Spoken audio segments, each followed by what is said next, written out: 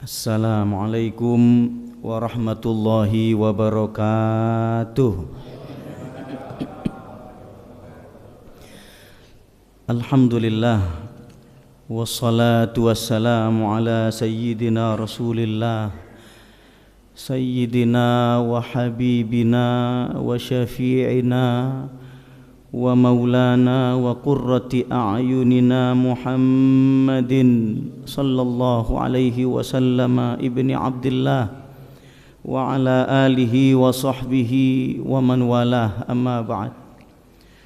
Hadratal mukarramin, wabil khusus yang kami hormati Ketua Takmir Masjid Al-Falah beserta seluruh pengurus dan para penasehat, para alim, para kiai, para sesepuh dan para bini sepuh, tokoh agama, tokoh masyarakat yang kami hormati dan kami ta'zimi, Bapak Ibu, rekan-rekan, adik-adik, jamaah sekalian yang dirahmati oleh Allah Subhanahu wa taala.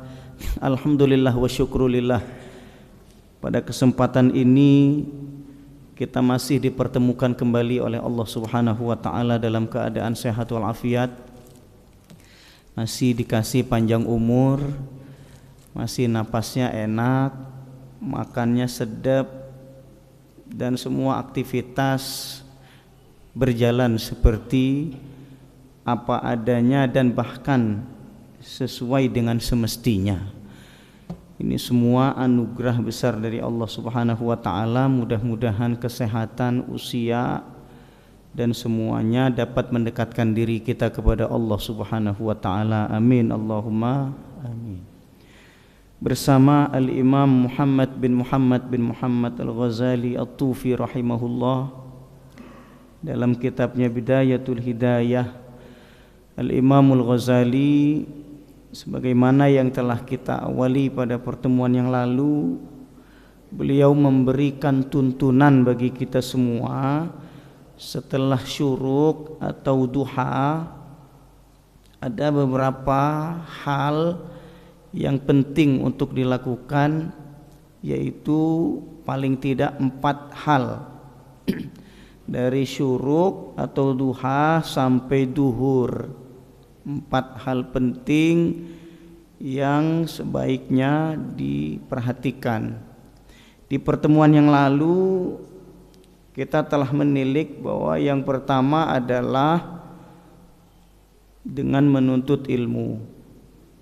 Antara syuruk atau duha sampai zuhur, yang pertama menuntut ilmu. Kita sudah nuntut ilmu sejak setelah sholat subuh, sudah masuk dalam majelis ilmu dan taman surga. Maka kalau ada yang mau melanjutkan dengan membaca literatur keilmuan keagamaan, maka sangat baik di waktu ini. Jadi pulang dari kajian membaca karena membaca untuk hidup. Jadi membaca bukan sekedar seremonial atau formalitas, tapi membaca untuk hidup.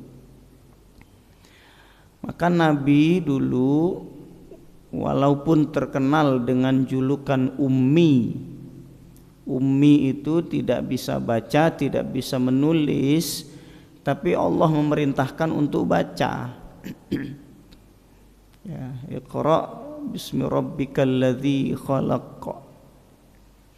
Membaca ini bermakna umum, baik membaca kitabullahil mastur ataupun membaca kitabullahil manzur. Kitab Allah yang mastur, yang tertulis, yaitu Al-Quran Al-Karim, dan kitab Allah yang manzur yang terlihat, yang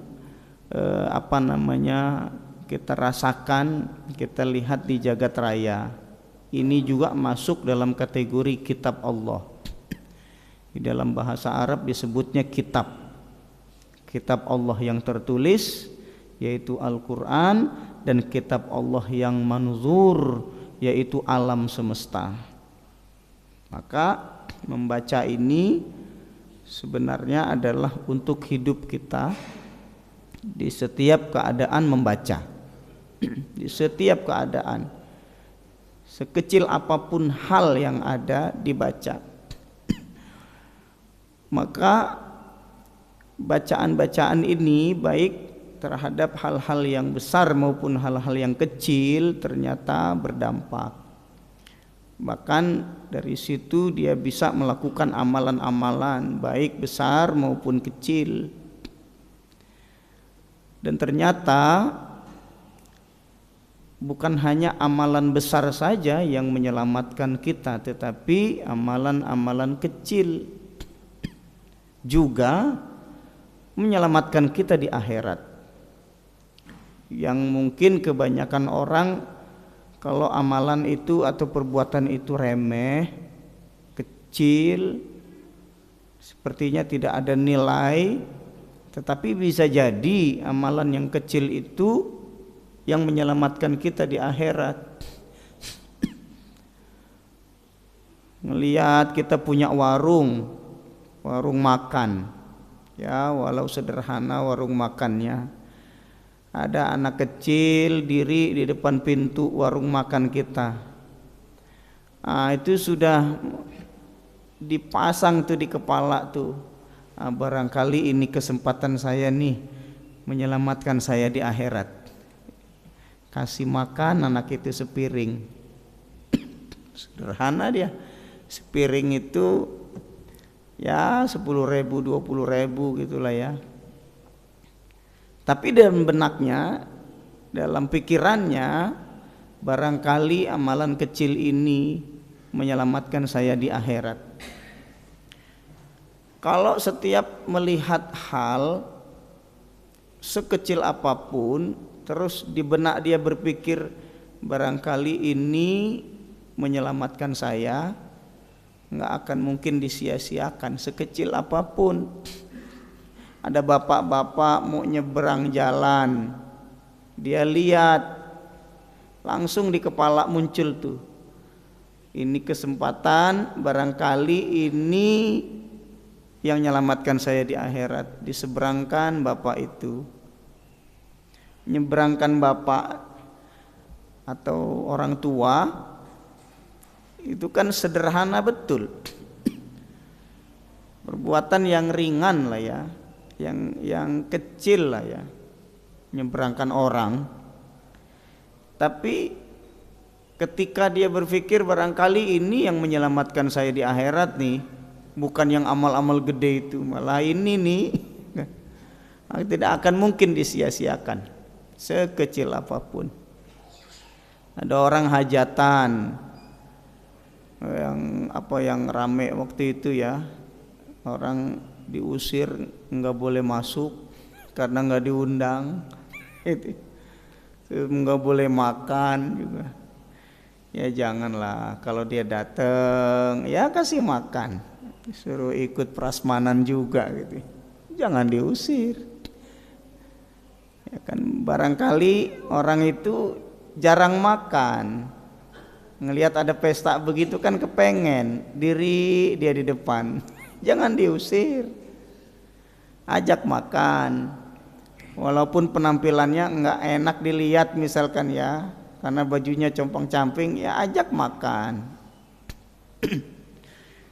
Dan pasang di kepala itu barangkali amalan kecil ini yang menyelamatkan saya di akhirat. Jadi kalau yang dipikir itu seperti itu gitu ya, barangkali amal kecil ini nyelamatin saya di akhirat, itu nggak akan mungkin nyanyiakan sesuatu. Dan memang itu yang mesti ada di kepala kita gitu loh. Itu yang mesti ada di kepala masing-masing. Dulu Nabi cerita dan ini tertera di Sahih Bukhari, Sahih Muslim. Ada orang yang berteduh di goa karena kehujanan. Berteduh di goa. Ada 3 orang dan cerita ini kan sangat terkenal ya. Ketika masuk goa ada batu besar nutup pintu. Brek gitu, batu besar nutup pintu goa. Akhirnya 3 orang di dalam kekunci karena pintu goanya ketutup. Apa yang mereka lakukan? Kok bisa melakukan apapun ya, 3 orang untuk ngangkat batu gede kayak gitu itu kan hampir mustahil. Tetapi ada yang punya ide dari 3 orang itu, begini saja kita bermunajat kepada Allah, bertawasul. Tawasul ya istilahnya itu, tawasul dengan amal-amal soleh. Artinya tawasul dengan amal soleh ini kan menjadikan amal soleh sebagai perantara, ya, perantara untuk menghubungkan kita dengan Allah Subhanahu wa taala. Dan banyak ya, perantaranya banyak. Bisa dengan kedudukan Nabi Muhammad sallallahu alaihi wasallam, kan bisa juga sebagaimana yang diabadikan dalam qasidah Burdah. Al-Imamul Busiri itu punya qasidah Burdah. Burdah itu serban. sorban atau ya sorban lah ya, sorban. Kenapa dinamakan qasidah Burdah? Karena Imam Busiri itu mimpi bertemu Rasulullah sallallahu alaihi wasallam dan menyenandungkan kasidah-kasidah pujian kepada Nabi. Nabi senang dikasihlah serban beliau atau burdah beliau. Maka qasidahnya dinamakan qasidah Burdah. Di dalam qasidah Burdah itu yang terkenal ya di Indonesia, salah satunya adalah Ya Rabbi bil Mustafa baligh maqasidana waghfir lana ma madha ya wasi'al karami. Nah, ini qasidah burdahnya Imam Busiri. Dan banyak ya. Maulaya shalli wa sallim daiman abada ala habibika khairil khalqi kullihim. Qasidah Burdah Imam Busiri. Di situ bertawasul dengan menjadikan Nabi Muhammad sallallahu alaihi wasallam perantara untuk menghubungkan, menyambungkan dia kepada Allah Subhanahu wa taala. Jadi bisa dengan Nabi, kedudukan Nabi, bisa dengan orang-orang soleh, bisa dengan amal-amal soleh. Seperti orang yang ketutup di pintu goa ini, bagaimana yang diceritakan Nabi Shallallahu Alaihi Wasallam. Coba kita ingat-ingat amalan-amalan kita yang tulus. Kita tawasul kepada Allah dengan amalan-amalan kita yang tulus itu, barangkali ini kan ikhtiar, usaha.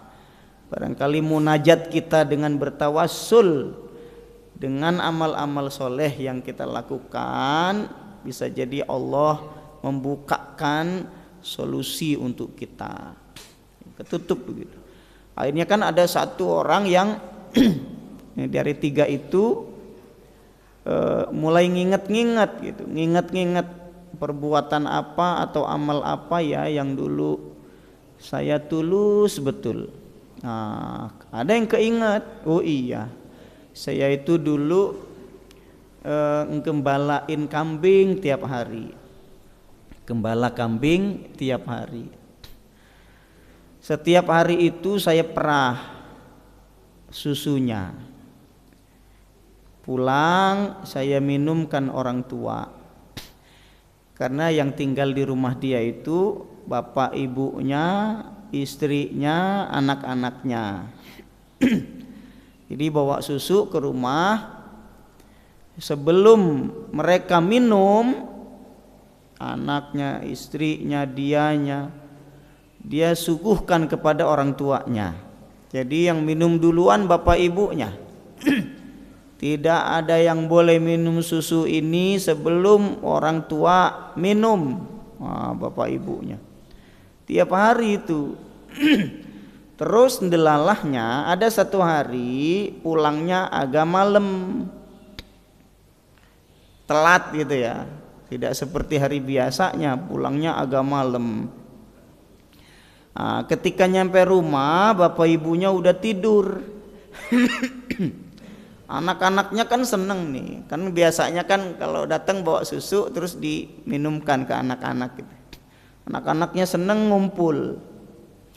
Tapi bapaknya bilang, "Nak, kita sabar dulu ya, tunggu opa sama oma bangun." Kalau bukan opa-opa Korea ini. Kakek nenek ya. Sampai kakek nenek bangun. Nanti kalau kakek nenek bangun minum susu ini baru kita minum ya nak. Jadi anak-anaknya juga ngerti. Akhirnya ya nggak diminum sampai orang tuanya bangun. Bangunnya pagi waktu subuh itu.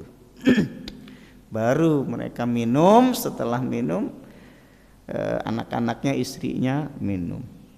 Ya Allah, andai amal ini, perbuatan yang kecil ini diterima oleh Engkau ya Allah, aku jadikan ini sebagai perantara Engkau membukakan solusi bagi kami yang tertutup di pintu goa ini atau di dalam goa. Akhirnya kan terbuka sepertiga.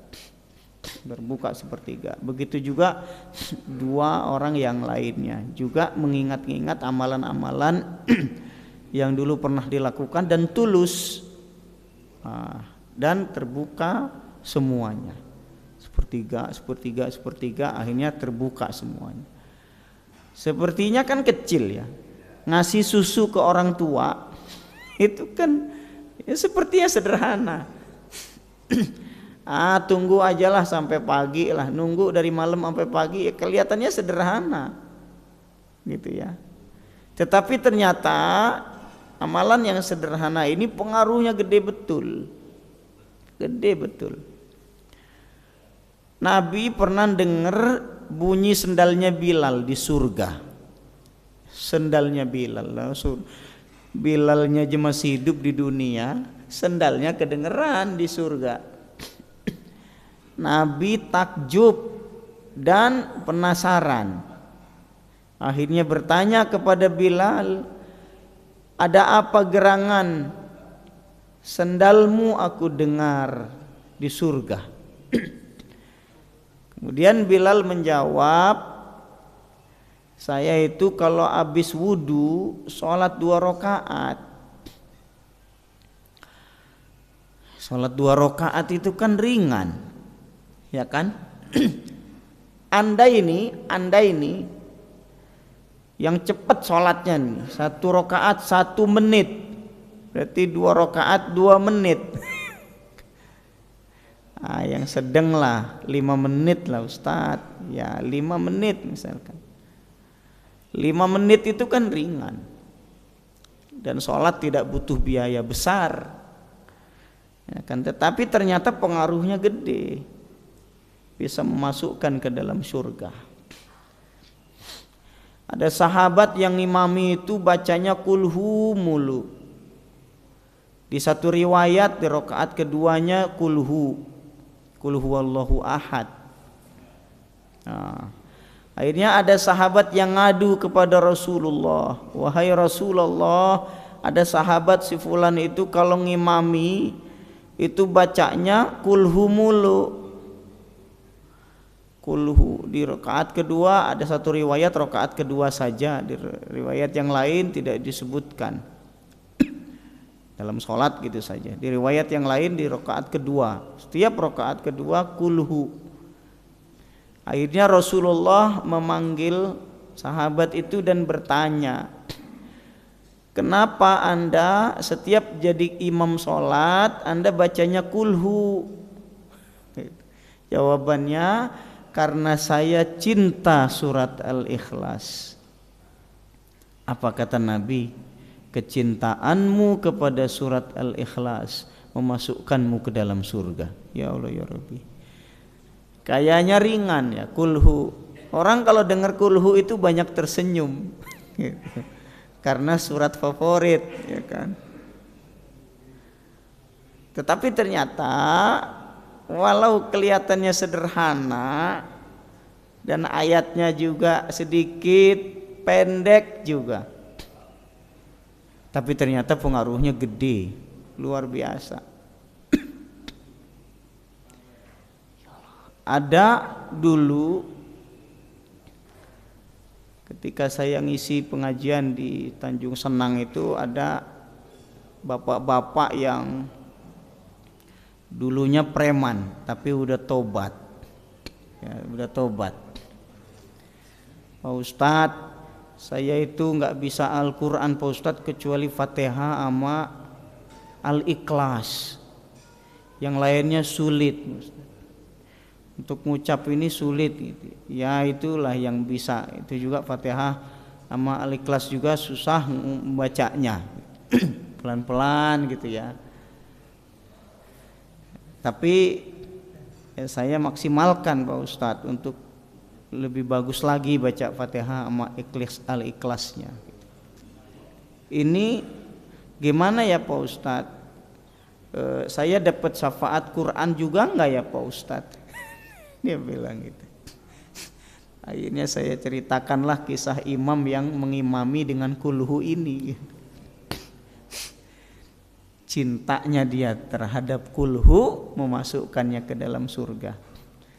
Sama saya juga katakan kepada bapak itu, kecintaan bapak kepada surat Al-Fatihah dan Al-Ikhlas, apalagi mau berusaha menjadi lebih baik dalam membaca dua surat itu, bisa jadi ini amalan yang memasukkan bapak ke dalam surga.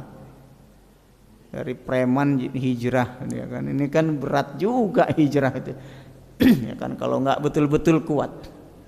Nah, jadi itu yang pertama, ya, yaitu menuntut ilmu atau membaca apapun untuk kehidupan. Yang kedua, alla taqdiru ala tahsilil ilmin nafi' fid din. Dia misal ya tidak bisa lah nuntut ilmu atau tidak bukan hobi dia baca itu malah pening misalkan. Maka tastaghil bi wadhaifil ibadat. Ya sudah, lakukan amalan-amalan ibadah-ibadah semisal zikir, tasbih, ya kan, baca Quran, ibadah, sholat, silahkan, ya kan. Ada sholat duha kan 8 rakaat, ya lakukan itu. Kemudian fadzalika min darajatil abidin wa siyaris sholihin, itulah derajat ahli ibadah dan orang-orang soleh. Wa takunu aidan bidzalika minal faizin, dan dia masuk dalam kategori orang yang beruntung. Ya, dia tidak nuntut ilmu misalkan, tapi ya zikir, tasbih, sholat dan lain-lain, ibadah-ibadah itu. Al-halatu salisa, kondisi yang ketiga, antastaghila bima yasilu minhu khairun ilal muslimin. Ya dia nuntut ilmunya enggak banyak, zikir juga atau wirid juga enggak banyak. Tapi dia melakukan kebaikan untuk kemaslahatan masyarakat banyak, ini bagus. Ya, kondisi yang ketiga, bima yasilu minhu khairun ilal muslimin wa yadkhul bihi sururun ala qulubil muslimin. Jadi membuat atau melakukan perbuatan-perbuatan yang manfaat bagi orang banyak, khususnya kaum muslimin, dan membuat mereka bahagia, senang, memasukkan rasa senang kepada saudara kaum muslimin, kaum mukminin, bahkan untuk semua orang. Ini kan pahalanya gede betul.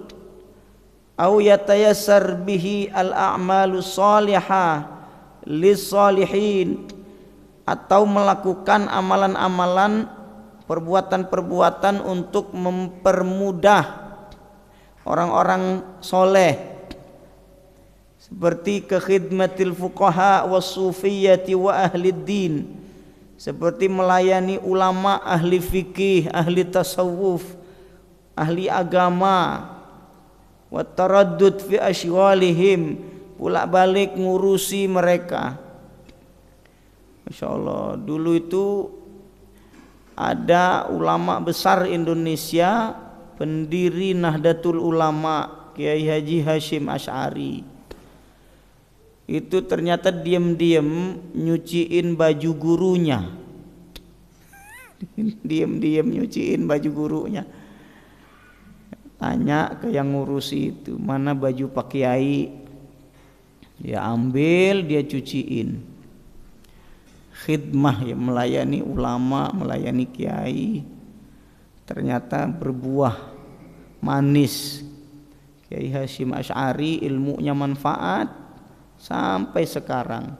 Kitab-kitabnya berbahasa Arab. Kiai Hashim Asy'ari itu baik hadis, fikih, akhlak dan lain-lain, ditulis dalam bahasa Arab yang luar biasa. Dan juga mendirikan Nahdlatul Ulama karena ketulusan menuntut ilmu dan ketulusan melayani guru atau kiainya. Luar biasa. Wasa'i fi it'amil fuqara wal masakin, berusaha untuk ngasih makan orang-orang miskin. Wa taraddud masalan 'alal mardha bil 'iyadah, mengunjungi atau menjenguk orang-orang yang lagi sakit. Wa 'alal janazati bit tasyi', dan melayat atau mengantarkan sampai kuburan jenazah. Fa kullu dzalika afdalu minan nawafil, semua itu lebih baik dari ibadah-ibadah sunnah, salat-salat sunnah. Fa inna hadhihi ibadat wa fiha rifqun bil muslimin, ini semua ibadah plus, ibadahnya plus, maka lebih baik dari salat-salat sunnah, puasa sunnah, karena ibadah plus. Kalau salat-salat sunnah itu kan mandek di dia saja, puasa sunnah mandek di dia saja. Mandek itu apa ya? Berhenti, itu bahasa Jerman. Berhenti di dia saja. Tapi kalau ngasih makan orang miskin, jenguk orang sakit, ngelayat orang ninggal, melayani kiai, melayani guru, ini kan ibadah plus empati, plus merasakan apa yang dirasakan oleh orang lain. Dan itu maka lebih baik. Dan ternyata Bapak Ibu sekalian, ibadah-ibadah ritual yang disebut dengan istilah ibadah mahdoh, ibadah-ibadah ritual itu ternyata pada ujungnya adalah ibadah sosial, kembalinya ke masyarakat. Seperti sholat itu kan ibadah ritual mahdoh, tetapi ternyata itu bertujuan untuk kemasyarakatan. Inna sholata tanha 'anil fahsya'i wal munkar, sesungguhnya sholat mencegah dari perbuatan keji dan mungkar. Jadi ternyata ibadah-ibadah ritual itu ternyata endingnya kemasyarakatan. Kemasyarakatan yang luar biasa. Makanya kalau sholatnya bagus itu nggak mungkin nempeleng orang lain, ya. Ibadahnya bagus, sholatnya bagus. Puasa juga demikian, kan berhenti di dia. Tetapi ternyata puasa ini ritual ya, mahdoh, tapi ternyata tujuan akhirnya adalah kembali ke masyarakat, la'allakum tattaqun, agar kalian bertakwa. Apa itu takwa? Melaksanakan perintah Allah dan meninggalkan larangannya, kan gitu. Allah melarang berzina, dia tidak berzina, masyarakat jadi aman. Allah melarang selingkuh, Nabi melarang selingkuh. Selingkuh ini Nabi sampaikan di Haji Wada. Haji Wada itu kan Nabi itu haji satu-satu sekalinya, itulah haji pertama dan terakhir tahun 10 Hijriah. Karena pulang haji meninggal dunia beberapa bulan, 2-3 bulan setelah haji Nabi meninggal. Di dalam haji itu Nabi menyampaikan, atau dalam istilah kita lah, hak asasi manusia lah ya, mendeklarasikan hak asasi manusia ketika Haji Wada. Di antaranya adalah hati-hati, perhatikan betul istri kalian, gitu ya. Perhatikan betul istri kalian, karena istri seperti tawanan kalian, ya kan, di rumah kita. Perlakukanlah dengan baik.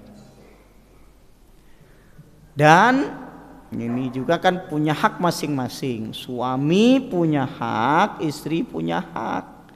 Si istri juga dinasihati oleh Rasulullah, wahai para istri, jangan sampai memasukkan laki-laki lain ke rumah yang suami tidak suka dan tidak mengizinkan.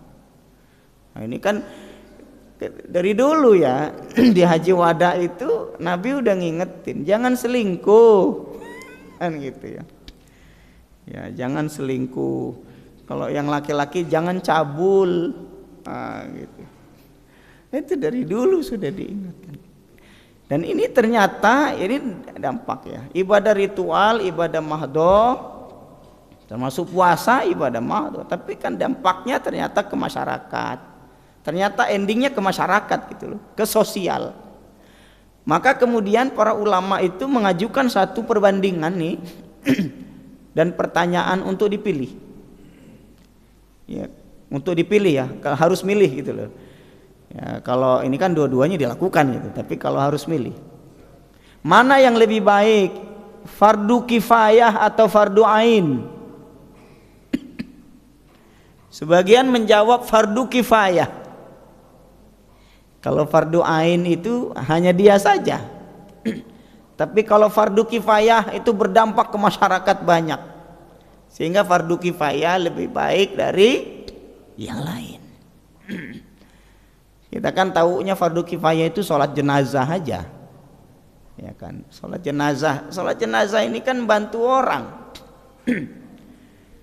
Kalau ada satu yang nyolati, yang lain nggak berdosa, ya kan, nolong orang sehingga mereka tidak berdosa. Kalau semuanya nggak sholat jenazah, semuanya berdosa.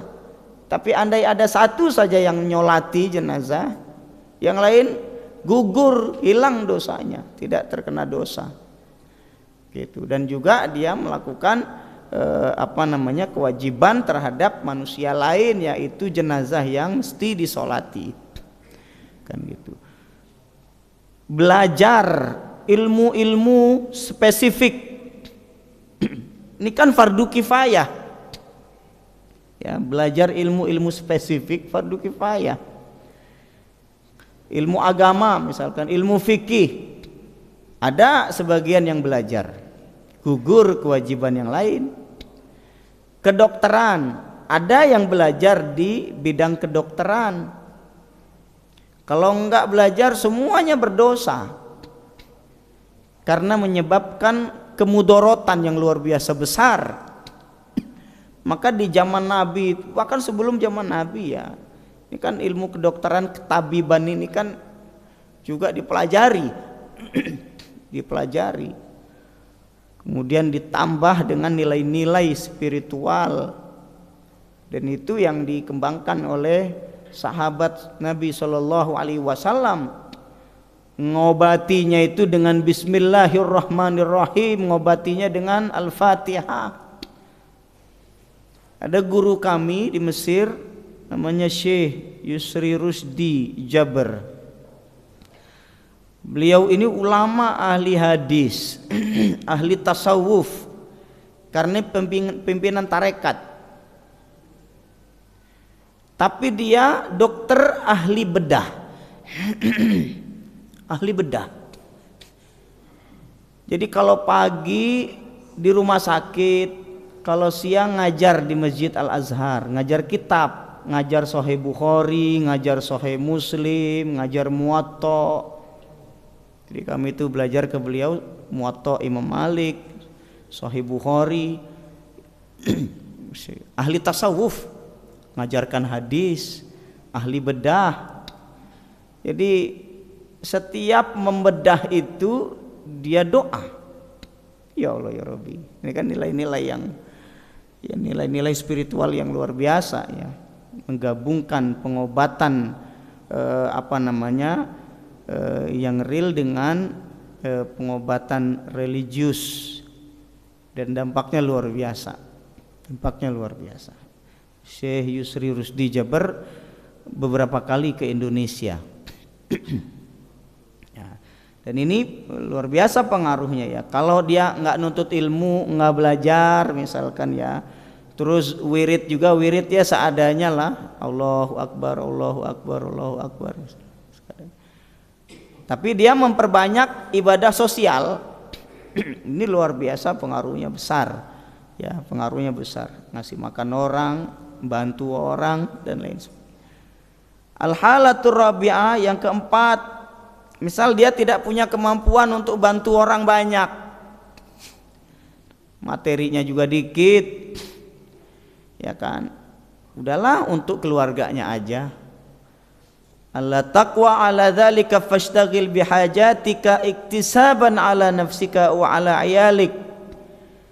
Kalau memang enggak mampu untuk melakukan perbuatan yang dampaknya besar bagi masyarakat, ya sudah, kerja untuk diri Anda saja dan keluarga ya, kerja untuk diri Anda dan keluarga. Pergi ke pabrik, pergi ke kantor sampai duhur ya kan, sampai jam 4 mulai ya. Wa qad salimal muslimuna minka, dan dalam kondisi seperti itu umat muslim, saudara-saudara Anda selamat dari Anda. Wa aminu min lisanika wa yadik, dan aman dari lisan Anda dan tangan Anda. Wa salima lakadinuk, dan selamat agama Anda. Kenapa? Ya kalau nggak bisa ngasih manfaat ke orang, ya jangan nyakitin orang. Nah itulah, udah urusi diri Anda sendiri, ya kan, jangan membuat mudarat orang lain. Jadi kalau dia sibuk dengan pekerjaannya sendiri, maka kan tidak akan mungkin ada waktu untuk menyakiti orang lain. Itu yang dimaksud. Idlam tertakib ma'asiyatan fatanal bidzalika darajata ahli ashabil yamin, karena dia tidak melakukan kemaksiatan sehingga dia mendapatkan derajat orang-orang yang di sebelah kanan. Maksudnya derajat orang baik ya.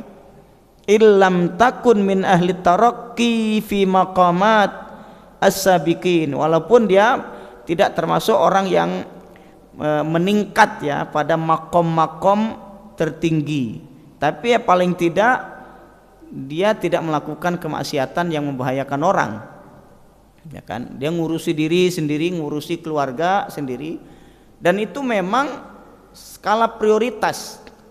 Maka Nabi itu kan ketika ditanya ya, kalau saya punya materi, punya harta, wahai Rasulullah, siapa yang perlu saya beri? Paling pertama saya kasih. Kasihkan ke diri Anda sendiri, kata Nabi, ya kan, kasih ke diri Anda sendiri. Diri saya sudah cukup lah, saya memakan juga berapa lah ya. Siapa lagi setelah ini? Kasihkan istri Anda, Udah cukup Nabi luber hartanya, kasihkan anak-anak Anda. Luber juga wahai Rasulullah, anak-anak udah cukup, makannya udah cukup, kebutuhannya udah cukup, bapak ibu Anda. Itu skala prioritas. Udah cukup bapak ibu, masih ada kelebihan harta lagi wahai Rasulullah, kasih ke siapa lagi? Kasih ke tetangga Anda. Tetangga udah cukup wahai Rasulullah, baru kasih ke orang-orang yang jauh. Jadi skala prioritas. Anak-anak yatim, orang-orang miskin dan segala macam.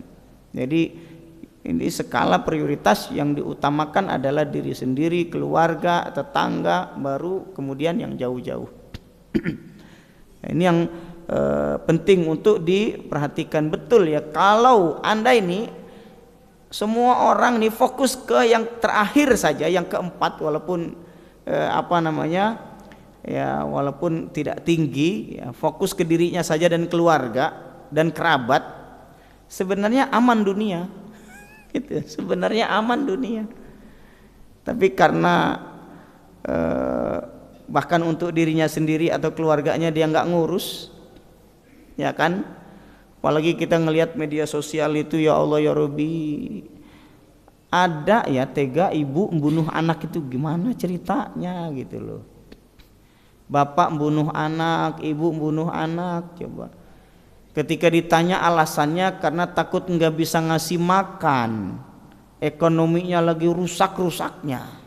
Kasihan ngelihat anak tiap hari itu ngeluh, ngelihat anak lu nangis, dibunuh. Ya Allah ya Rabbi. Ini kan dulu kan sudah diingatkan betul ya oleh Allah Subhanahu wa taala. Di dalam Al-Qur'an kan sudah mengingatkan betul, wala taqtulu auladakum khasyata imlaq nahnu narzuquhum wa iyyakum. Kan itu. Di dalam Al-Qur'an sudah jelas, wala taqtulu auladakum, jangan kalian membunuh anak-anak kalian khasyata imlaq, karena takut nggak ngasih makan. Ya Allah, kayaknya Quran baru turun sekarang. Jangan bunuh anak-anak kalian karena takut nggak bisa ngasih makan. Nahnu narzuquhum wa iyyakum, kamilah yang ngasih makan mereka dan kalian, kata Allah Subhanahu wa taala. Anak-anak itu kami yang ngasih makan, bukan kamu, Bapak Ibu, kan gitu. Ya Allah ya Rabbi, ini kan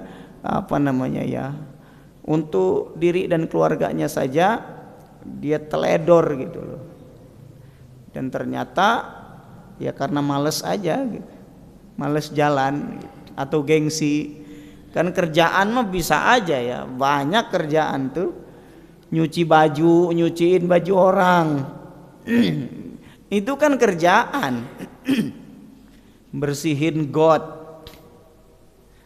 Ada juga yang yang sekarang mah di perempatan dia diri bantu orang, lalu lalang itu mobil, motor, mau nyebrang, mau belok, mau lurus, dia atur jalan, dapat duit walaupun ikhlas seikhlasnya lah, ngasih 2.000, ngasih 1.000. Ini kerja, dia tidak ngemis, tidak minta-minta. Ya kalau mau gerak mah ada aja, tapi kan nggak mau gerak. Ketika dia ada semangat, ada upaya untuk itu, Allah Subhanahu wa taala tidak pernah meninggalkan dia. Ana 'inda dhanni 'abdi bi, kata Allah dalam hadis qudsi. Saya sesuai dengan prasangka hamba saya terhadap saya. Kalau hamba saya berprasangka baik kepada aku akan berprasangka baik juga kepada dia. Kalau dia berprasangka buruk kepada aku juga tidak akan tengok dia. Itu kan ngeri juga kalau begini. Ya, ini 4 hal yang dilakukan di antara sholat syuruk atau sholat duha, dari duha sampai zuhur. 4 hal tadi, dan mudah-mudahan kita bisa melakukan 4-4-nya, bukan hanya 1 atau 2, tapi 4-4-nya. Dan mudah-mudahan Allah kuatkan kita untuk terus berbuat baik. Demikian mungkin yang dapat disampaikan di kesempatan kali ini. Kalau ada hal-hal yang perlu didiskusikan atau ditanyakan terkait ini, disilahkan. Allahu a'la wa a'lam. Baiklah, terima kasih Ustadz. Mungkin sebelum kita tutup, mungkin ada pertanyaan, ada yang mau bertanya dalam sesi tanya jawab. Ya, silakan Pak. Ya.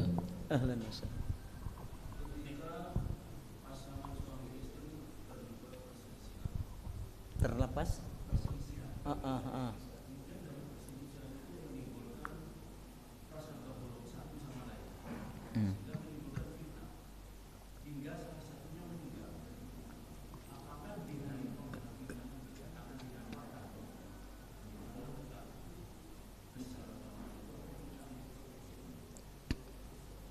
Baik.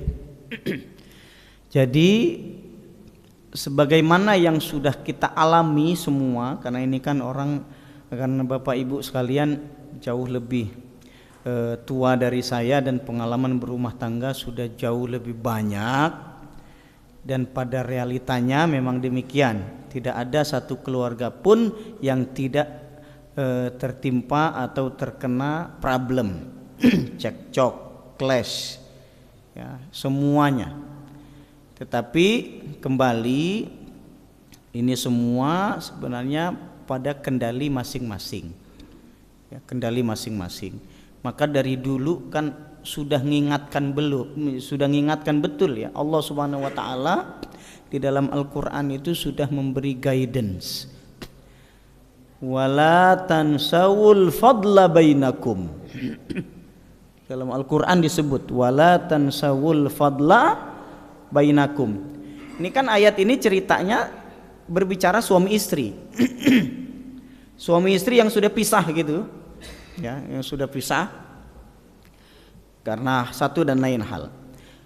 Ketika suami istri ini pisah, maka wala tansawul fadla bainakum, jangan sampai kalian melupakan kebaikan sebagian yang lain. Gini, ini kan pada titik yang sudah puncak lah ya, kalau udah pisah atau cerai itu kan udah pada puncaknya gitu. Sampai dia sudah cerai pun Allah Subhanahu wa taala mengingatkan jangan lupa kebaikan masing-masing. Wala tansawul fadla bainakum. Jangan kalian melupakan kebaikan di antara kalian. Artinya jangan lupakan kebaikan-kebaikan yang sudah ada. Dulu itu gimana? Dulu harmonis betul. Dulu wah senang melakukan A B C D. Suami istri, suami ngasih gaji tiap hari, istri masakin tiap hari, kan gitu ya. Ketika pisah jangan dilupakan. Artinya ini kan tidak berbicara keburukan, tapi berbicara kebaikan. Masing-masing punya kebaikan, maka jangan lupakan, sehingga tidak akan menimbulkan keburukan. Ketika pisah cerai, nggak mungkin dia keluar-keluar di media sosial. Oh dia itu begini, aibnya dibongkar semua. Ya kan, suami bongkar aib istri, istri bongkar aib suami di media sosial yang dibaca orang sedunia. Ya Allah ya Rabbi, nggak boleh bongkar aib orang, apalagi pernah jadi istri dia. Cerainya aja udah sakit, masa sampai dibongkar juga aibnya? Siapa yang tidak punya aib? Semuanya punya aib. Kalau udah cerai, diem udah, nggak usah ngomong macam-macam. Kalau ada yang tanya media sosial atau TV wawancara misalkan, itu kenapa kok bisa Allahu a'lam, udah gitu aja jawabnya. Saya nggak tahu kok bisa jadi cerai, kenapa nggak tahu, udah jawabnya gitu aja udah. Yang terpenting tidak membongkar aib masing-masing, kan gitu ya. Ini itu sudah pisah, apalagi belum pisah. Belum pisah jangan sampai membongkar aib rahasia. Itu nggak boleh dibongkar ke siapapun, termasuk orang paling dekat, ibunya sendiri, nggak boleh. Kenapa? kalau cerita ke ibunya, entar ibunya nyuruh cerai. Gitu. Oh iya tuh memang suami kamu itu memang bejeguk gitu. Udahlah selesain aja. Bukannya malah mengharmoniskan, tapi malah manas-manasi. Kan gitu. Ini yang perlu betul-betul diperhatikan. Kalau memang harus, ya kan kalau kondisi seperti itu mengadu kepada Allah. Kalau memang harus cerita ke orang, pilih orang yang tidak pernah mengumbar aib dan dia punya solusi. Itu pilih orang yang kayak gitu modelnya. Gitu ya. Jangan menfitnah. Pak Ustadz, tapi udah kadung memfitnah Pak Ustadz. Saya udah tulis, bukan saya. Dia udah tulis di media sosial fitnahan-fitnahan itu biar dia puas. Kan gitu. Orang kalau udah diluapkan semua isinya puas udah, ya kan. Tapi pengaruhnya gede dampaknya. Kalau ninggal Pak Ustadz, gimana Pak Ustadz? Belum sempat minta maaf. Ya. Nah, ini kembali kepada Allah Subhanahu wa taala. Allah Maha Pengampun, Allah Maha menghapuskan dosa dan lain sebagainya. Taubat kepada Allah Subhanahu wa taala. Memang betul kalau perbuatan buruk itu terkait dengan hak manusia, ini tidak akan dihapus oleh amalan-amalan semisal puasa hari Arafah. Puasa hari Arafah itu kan dapat menghapuskan dosa 1 tahun yang lalu, 1 tahun ke depan.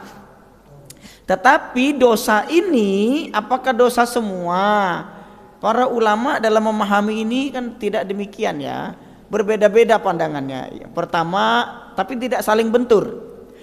Yang dimaksud dosa yang dihapus ini enggak semua. Dosa-dosa kecil saja. Kalau dosa besar enggak dihapus sama puasa Arafah. Yang kedua, dosa-dosa yang 1 tahun ke depan itu bukan dosa-dosa yang sudah diniatkan dari sekarang. Misal dia lagi tobat nih,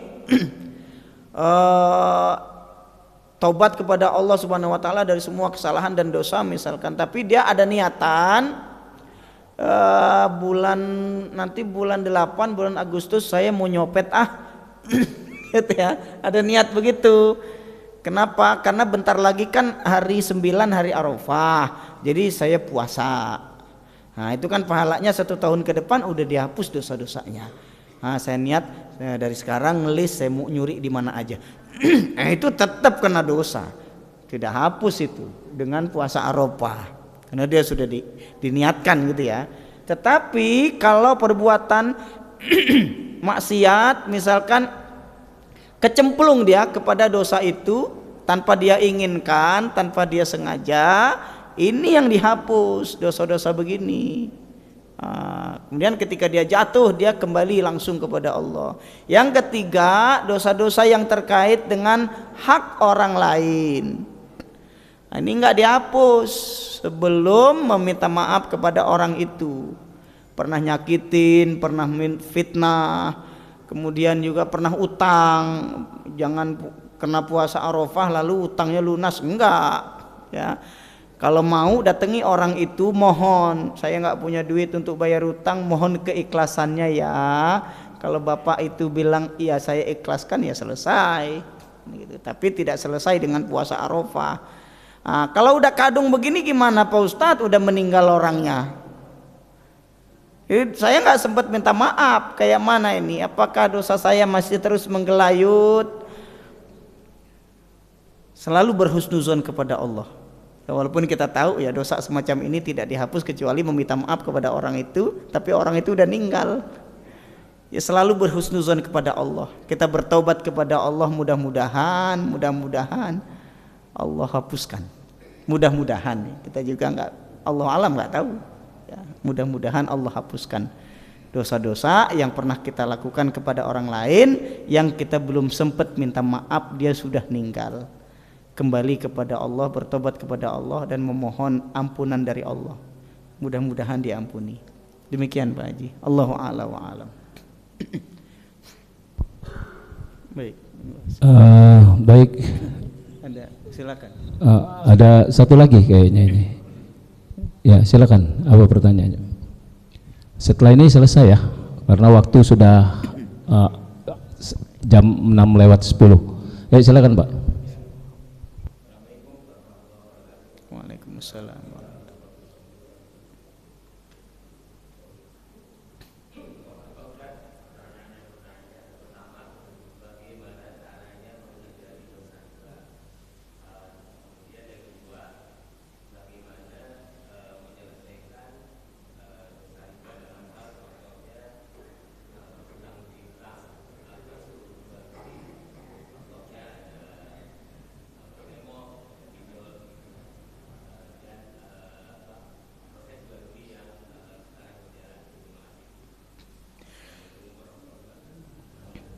Waalaikumsalam warahmatullahi wabarakatuh. Bagaimana Pak Ustadz cara kita agar terhindar dari dosa dan bisa melakukan amalan-amalan baik gitu ya? Yang pertama, dosa riba. Baik. Bagaimana menghindari dosa riba Pak Ustadz? Menghindari dosa riba tidak melakukan riba. Ya, dengan tidak melakukan riba. Riba ini sejak zaman Rasulullah Shallallahu Alaihi Wasallam sampai hari kiamat haram. Jadi riba dari zaman Rasulullah sampai hari kiamat haram. Dan riba, keharaman riba ini pasti muhkamah, ayatnya muhkamah, tidak ada interpretasi lain, tidak ada penafsiran terkait dengan keharaman riba. Riba haram. Sampai kapan Pak Ustadz? Sampai hari kiamat. Bagaimana Pak Ustadz cara menjauhkan riba? Ini dulu ceritanya di zaman Nabi.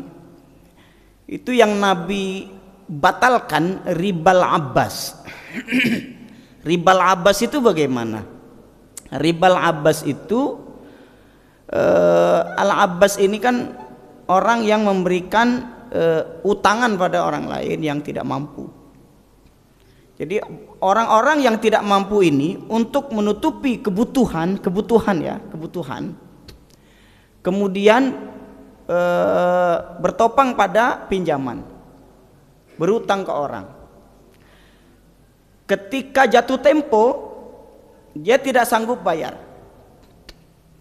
Ketika tidak sanggup bayar, si penghutang ini bilang, atau yang menghutangkan bilang, oke, saya mundurkan lagi temponya tahun depan, tapi Anda bayar lebih. Kemudian si penghutang ini oke, saya bayar lebih. Kemudian di tahun berikutnya nggak punya duit untuk bayar beserta lebihannya itu. Kemudian dibilang lagi, oke, saya mundurkan lagi, tapi lebih lagi. Akhirnya lebihnya itu menguasai pokoknya, ya, dan dia nggak kuat bayar. Ini namanya ribal abbas yang dibatalkan oleh Rasulullah Shallallahu Alaihi Wasallam. Jadi ada orang yang butuh untuk makan dan hal-hal yang lain, kebutuhan-kebutuhan lain, tidak punya duit, ngutang. Kemudian nggak sanggup bayar, ditambah lagi. Kalau sekarang itu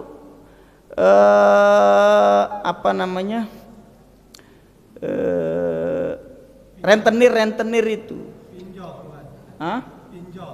pinjol, rentenir, mekar.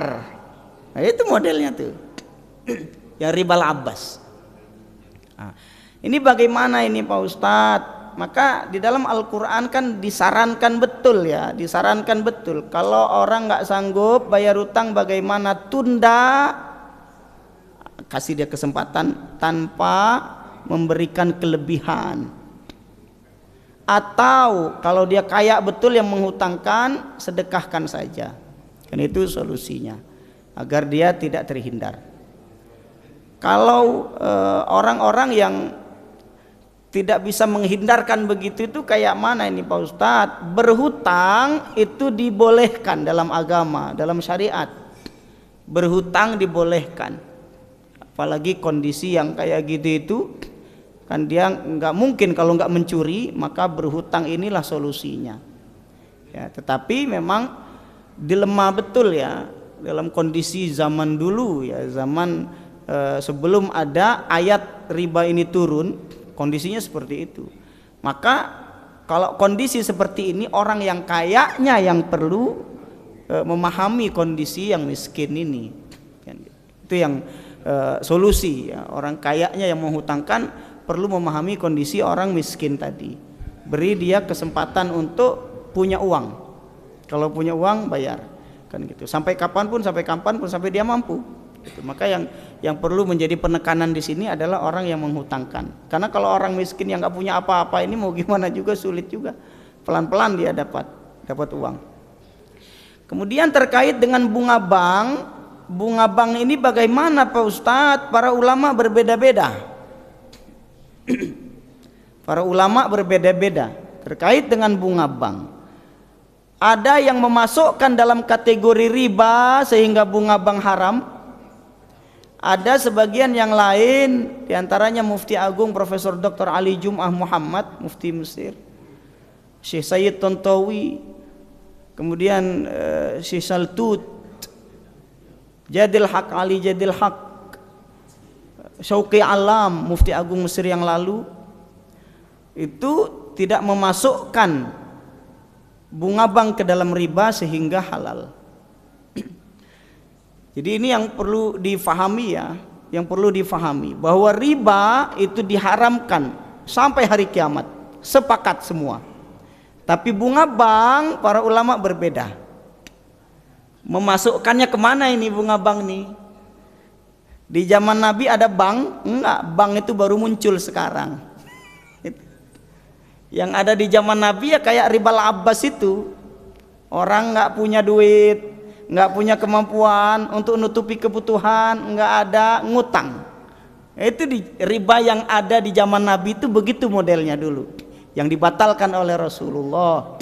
Bank ini sekarang beda dengan dulu, yang ribal abbas, karena orang nggak bisa ngutang kalau nggak ada jaminan.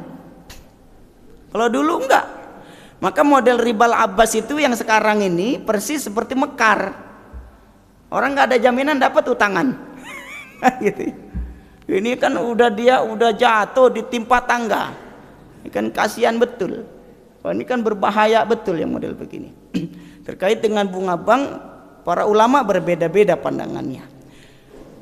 MUI Indonesia mengharamkan bunga bank karena masuk dalam kategori riba.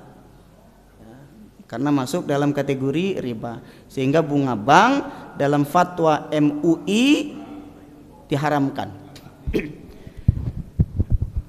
Sudah cukup ya. Ini yang terkait dengan bunga bank atau riba dan bagaimana menghindarkan. Maka perlu kebijaksanaan dari orang yang menghutangkan. Ya, demikian yang dapat disampaikan di kesempatan kali ini. Mudah-mudahan bermanfaat bagi kita semua, dan kita akhiri dengan sama-sama membaca doa khutbul Quran, bersalawat kepada Nabi Muhammad sallallahu alaihi wasallam dan kafaratul majlis bersama-sama. Allahumma arhamna bil Quran waj'alhu lana imaman wa nuran wa hudan wa rahmah. Allahumma zakkirna minhu ma nasina wa 'allimna minhu ma jahilna warzuqna tilawatahu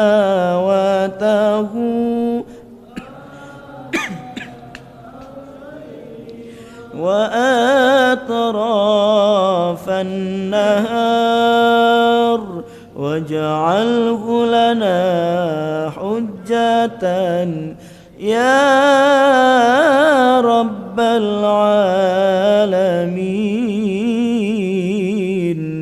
Allahumma salli ala Muhammad يا ربي صل عليه وسلم اللهم صل على محمد يا ربي صل عليه وسلم